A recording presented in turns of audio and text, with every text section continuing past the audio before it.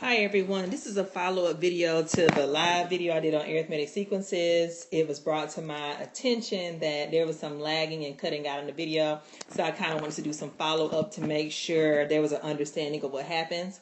So we know a sequence, like I said earlier in the video, is just a set of numbers that follow a pattern. And I'm going to start with arithmetic and I'm going to go to geometric. So arithmetic sequences, remember, they have a common difference. So for example, let's say we have the set 2, 4, 6, 8, so on of numbers, all right? Thus, that's a sequence of even numbers, right? And we get the common difference.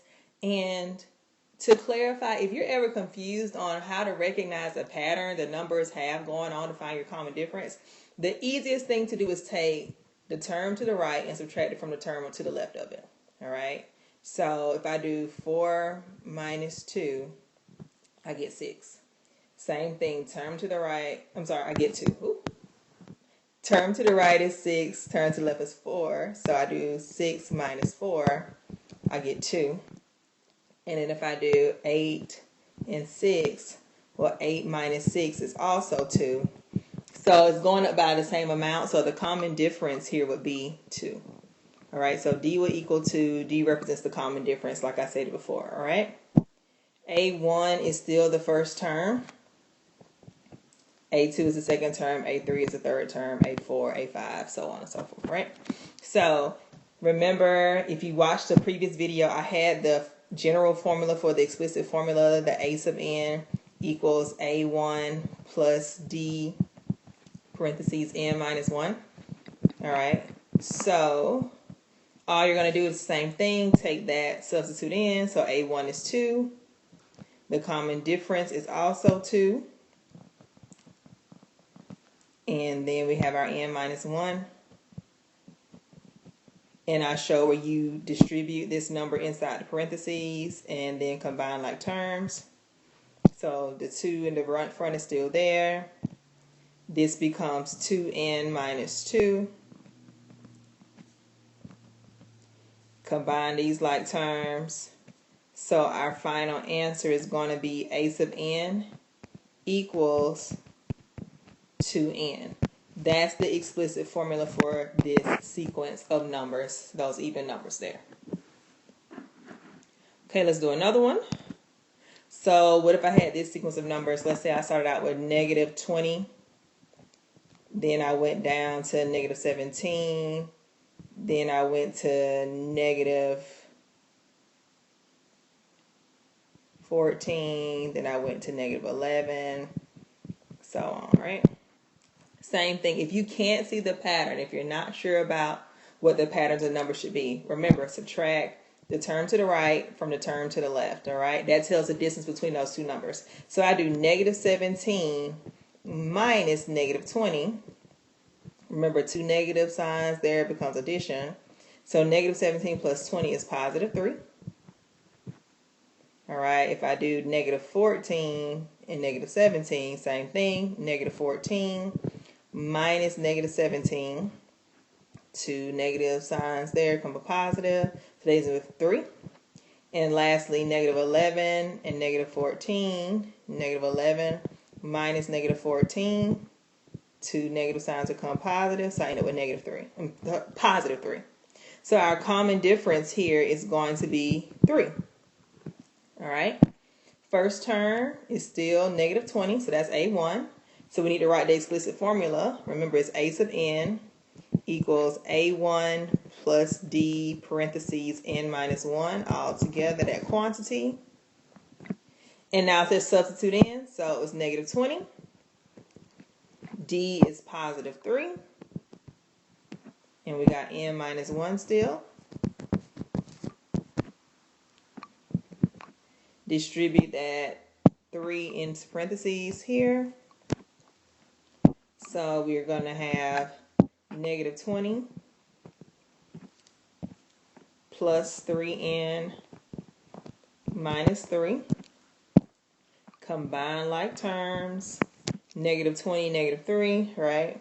Is going to be negative 23. So our final answer is going to be a sub n equals 3n minus 23. All right. So that's just getting it in that general form. I think, like I said, there was some confusion this morning because things were breaking up in the video. All right. And if I want to find other numbers in this sequence, like it showed in the video, if I want to find A2, for example, or A50 or A100, I have my general formula now. So if I want to do A100, I'll just substitute 100 in for n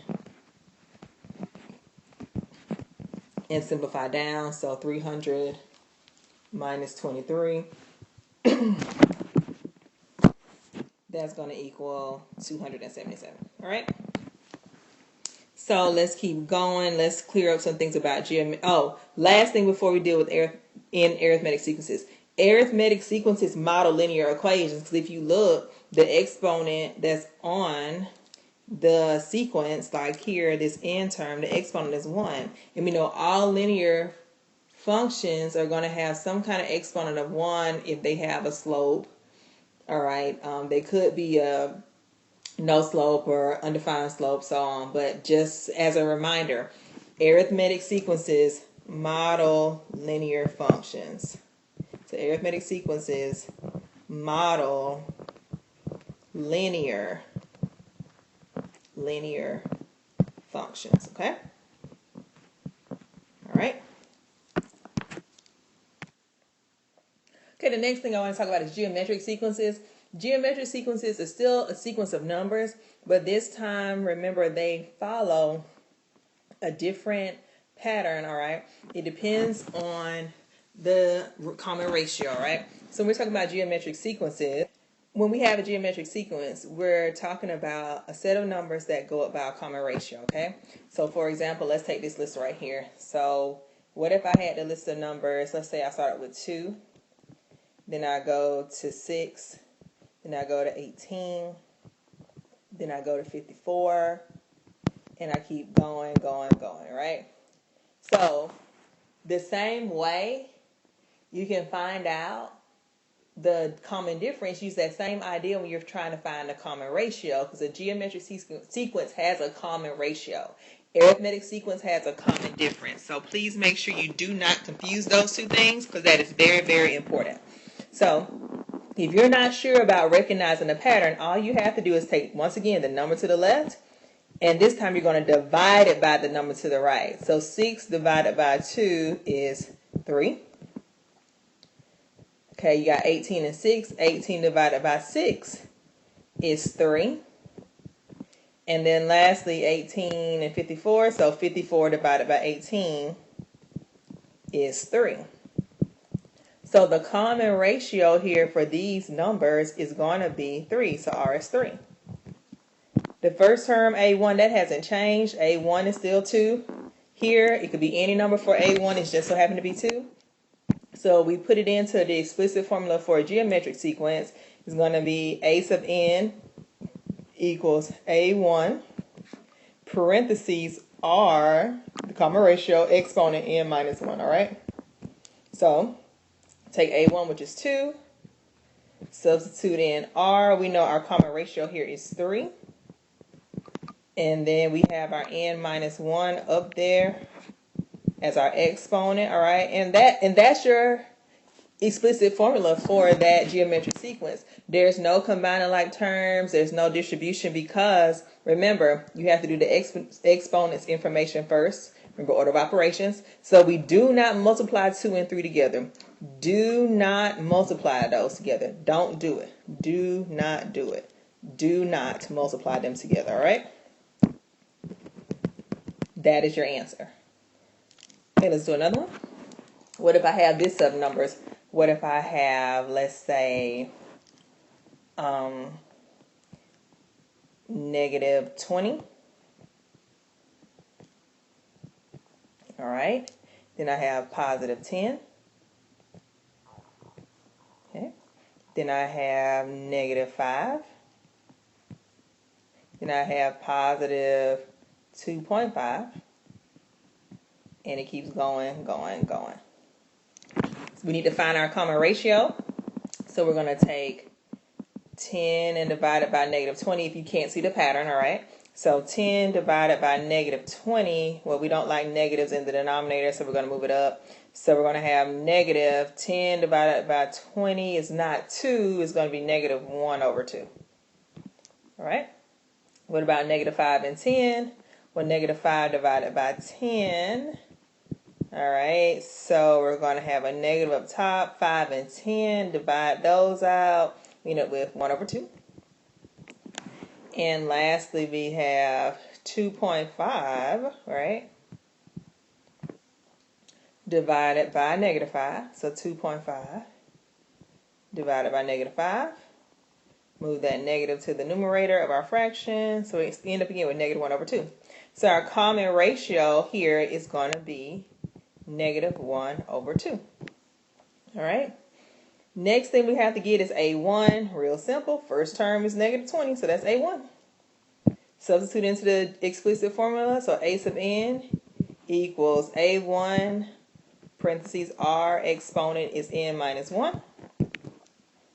A1 is negative 20. The common ratio is 1/2. And our n minus 1 doesn't change. That stays the same. So that is our explicit formula right here. Remember, do not multiply those numbers together right there. Do not do it. Leave it just how it is. Don't multiply them together, all right? Don't multiply the number in the parentheses with the number outside the parentheses when you're writing your explicit formula, okay? Leave it just like that. All right, we can do the same thing we did before. If, let's say, I wanted to find out what, let's say, A10 is, we would do negative 20, parentheses 1/2, exponent would be 10 minus 1. Well, we know 10 minus 1 is 9, so it would be negative 20, parentheses 1/2, exponent is going to be 9. And remember to make sure that this is an exponent when you put it in your calculator. Don't just put it in as just it's regular, like a regular 9, because if you do, you're going to end up with the wrong answer. So when we do negative 20 exponent negative to the 9th power with the 1/2, we're going to end up with a really small number. It's not too small. It's going to be negative 0.039 approximately. Okay, it's approximately that value. Okay. Just like with the arithmetic sequence, geometric sequences are modeled by exponential functions. So arithmetic modeled by linear, geometric sequences are modeled by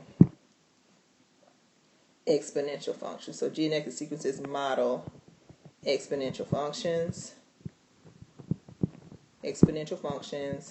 And remember, arithmetic sequences model linear functions, okay? And remember, you have exponential growth, exponential decay. That's still the same thing that's happening here. The numbers are getting bigger, other numbers are getting smaller. Linear functions, you have a constant growth, all right? So think about slope here with arithmetic, and think about growth and decay for geometric sequences. Okay. Hopefully that'll clear up the first video. Like I said, I apologize that it was kind of breaking up in and out, but thank you for watching.